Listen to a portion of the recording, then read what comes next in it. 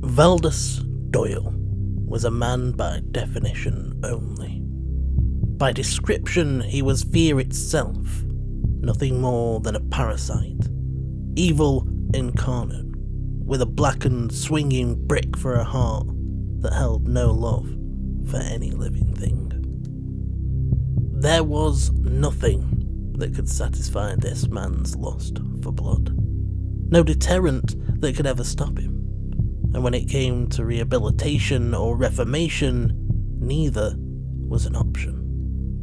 Even on this night, waiting to die in the cold, pitch-black darkness of his underground cell, a smile spread across his face. When was the last time he'd eaten? Doyle didn't know.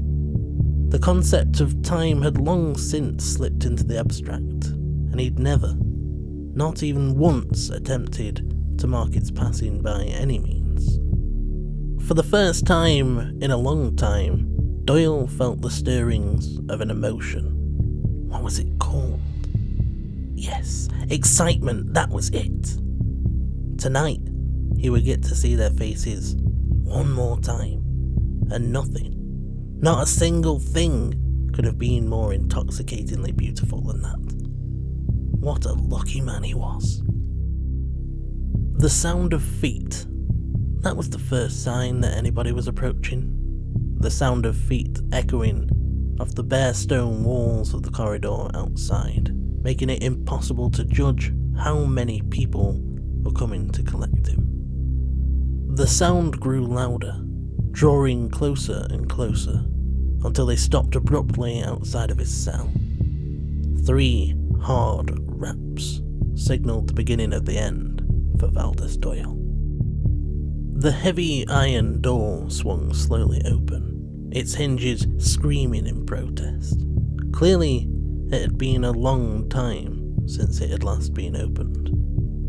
Without a word, 3 robed and hooded figures entered the damp and filthy cell, their figures looming over him. Doyle was not restrained. There was no need for that. After all, a man on the brink of death by starvation has no strength to fight 1 man, let alone 3. The smile never left Doyle's face, even as they beat him, ensuring that they stopped before the last of his life drained away. And then they carried his broken body out and up the stairs that led to the outside world. After so long in the dark, even the pale glimmer of the moonlight burned Doyle's eyes. The winter wind felt like ice, like the lash of a whip upon his bare flesh. More robed figures waited by the wagon into which he was thrown. The night sky was filled with stars, each one seeming as bright as the midday sun to Doyle as he lay on his back staring up at them. The wagon began to move as the riders spurred their horses forward. The robed figures followed behind, each one chanting as they went. Not long now, thought Doyle. It won't be long now. The wind howled through the trees, and it seemed to whisper words that Doyle did not understand, and nor did he care to. The world tilted as the wagon began to climb the hill, each bump in the road feeling like another blow to Doyle's battered body. Climbing, ever closer to the moment of bliss that awaited this man, doomed to die. Behind the slowly moving wagon, Doyle could make out the flickering of the torches. There were so many of them. What a lucky man indeed, to have so many gather to witness his passing. It seemed, after all, his hard work had not been in vain. They reached the summit of the hill around which the hamlet of Huxley had been built. Finally, it was time. The people were going to get their justice. In the light of the moon, they gathered in a circle to watch as the body of Valdus Doyle was bundled out of the funeral wagon and their chants grew louder. They watched as the man, the monster, who had tormented and slaughtered their brothers and their sisters, their mothers and their fathers, was raised up and tied to the stake, roaring fire beneath his feet. The circle drew tighter, and Doyle watched with a mounting sense of anticipation, smile growing ever wider as they began to beat the ground with their torches, the drumming sound rolling out over the valley like thunder. It wouldn't be long now. Raising his torch above his head, the elder stepped forward to face the predator that had lived amongst their people for many a long year. "You will face them," he growled, and the words were taken up by the others. "You will face them." And then it began. Slowly at first, but not for long. Thin, jagged cracks like veins spread across the hilltop, and the ground began to bleed. The drumming torches continued their rhythm, increasing in tempo as the blood rose from the ground, soaking the grass within the circle. It began to pool, to coagulate, figures emerging, unrecognisable at first, but quickly morphing into the familiar forms of many human bodies. Silence fell over the valley. The drumming ceased as the figures rose to their feet.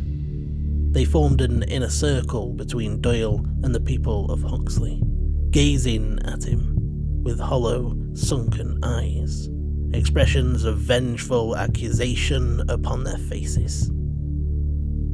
Every one of them. He recognised every single one of them. They were just the way that he'd left them. They looked exactly the way that he did now. Near skeletal forms weak from starvation, covered in bruises from brutal beatings. There was only one difference between him and them, and that would soon change. "Is this it?" Doyle hissed at the encircling spectators. "Is this how you get your judgment? The way you get your pathetic justice?" With a vicious laugh, he spat on the ground before his victims. "I decimated your families, forced you to live in fear, whilst moving amongst you, and none of you had the faintest idea. I comforted you, consoled you on your losses that I had caused, and all the while I was laughing behind my hand. I made fools of you, of all of you, and the only thing that you've done here, the only thing that you've achieved tonight, is allowing me the privilege to gaze upon my life's work, and it is beautiful." A ripple spread through the circle, but nobody made a sound. The elder knew that every word Doyle had spoken was true, but this was the way of the world, the way that things were done, how justice was delivered. With a shake of his head, he placed his blade in the palm of the first taken, a girl no older than 16. For a moment she stared back at him, her hand resting against his, cold flesh against warm, and his heart broke for this young life taken too soon. All around him, members of the community moved forward to give blades to those that they had lost, and one by one the taken stepped towards their killer.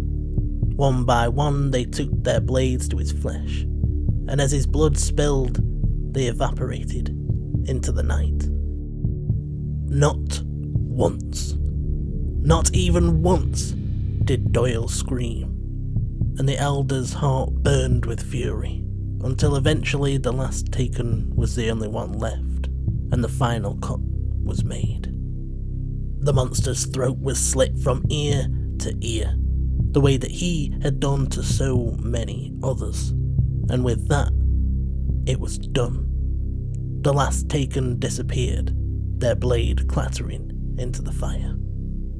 The chant of justice is delivered was taken up by the collective as they watched the life leave the eyes of the evil that had torn apart their community. At last, the hamlet of Huxley was free. The crowd dispersed quietly.